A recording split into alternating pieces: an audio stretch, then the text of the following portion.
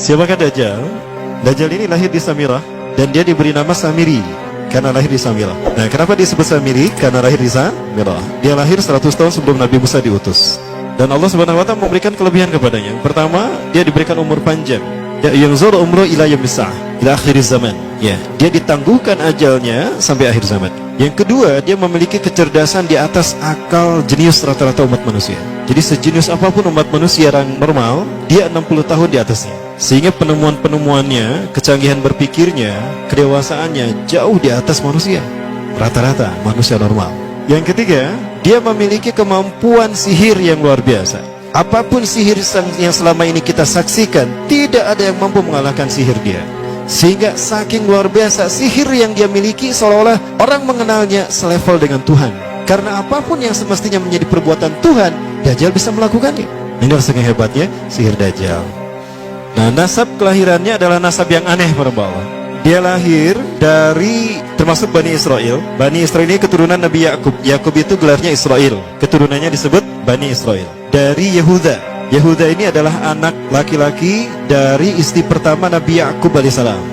Nabi Yakub istrinya 4. Yang pertama bernama Ya'la. Dari Ya'la ini melahirkan 6 orang. Salah satunya bernama Yehuda dan Lewi. Lewi melahirkan Nabi Musa alaihissalam. Yehuda melahirkan bangsa yang kita kenal Yahudi. Salah satunya Yehuda ini melahirkan generasi yang pada akhirnya melahirkan Samiri. Ya. Kalau Rahil istri yang kedua, dan ini istri yang paling dicintai oleh Nabi Yakub, melahirkan 2 anak, Bunyamin dan Nabi Yusuf. Nabi Yusuf dan Bunyamin. Yang lainnya juga sama melahirkan 2 anak.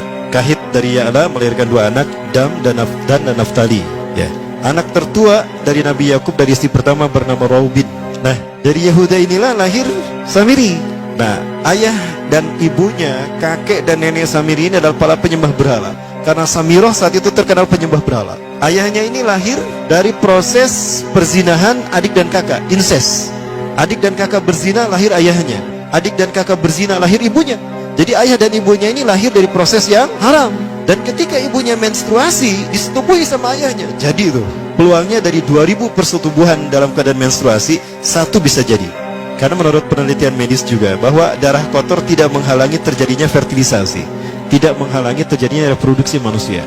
Jadi tetap pembuahan ovum oleh sperma bisa terjadi walaupun ada dalam medium darah kotor, menstruasi.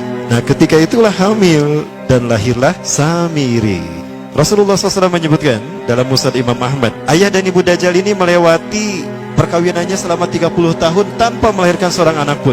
Dan di tahun ke-30 pernikahannya melahirkan Dajjal, melahirkan Samiri. Kelahirannya ini akan menjadi petaka bagi kedua orang tuanya. Dia adalah orang yang paling sedikit manfaatnya dan paling banyak keburukannya bagi manusia, terutama bagi kedua orang tuanya. Bahkan ketika dia lahir, alam semesta menolak kelahirannya. Dordar gelap, hujan badai, petir, itu terjadi di malam di mana Samiri dilahirkan. Seolah-olah alam menolak kehadirannya. Nah, sejak lahir sampai usia 5 tahun dia tidak netek sama ibunya. Kebayang, 5 tahun air susu ASI tidak ditetekkan. Itu yang menyebabkan terjadinya kanker payudara. Maka ibunya pun meninggal gara-gara kanker payudara ini. Nah, ibunya meninggal gara-gara itu. Terbukti apa yang disampaikan Rasulullah. Kelahirannya menjadi petaka bagi kedua orang tuanya. Begitu pula ayahnya, maka ayahnya menjadi single parent. Nah, kemudian di tahun yang kelima, sejak lahir sampai 5 tahun, kenapa dia tidak menetek pada ibunya? Karena kerjanya tidur melulu. Disebut mati, dia bernafas dan cuma berdetak. Disebut hidup, dia tidak bergerak. Antara hidup dan mati, la yamutu wa la yahya.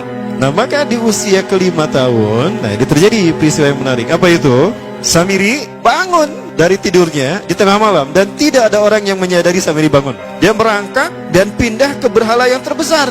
Nah, dia pindah ke pangkuan berhala terbesar, tidur di sana. Dan ternyata ketika berada di berhala terbesar tadi, ya buang air kecil dan buang air besar.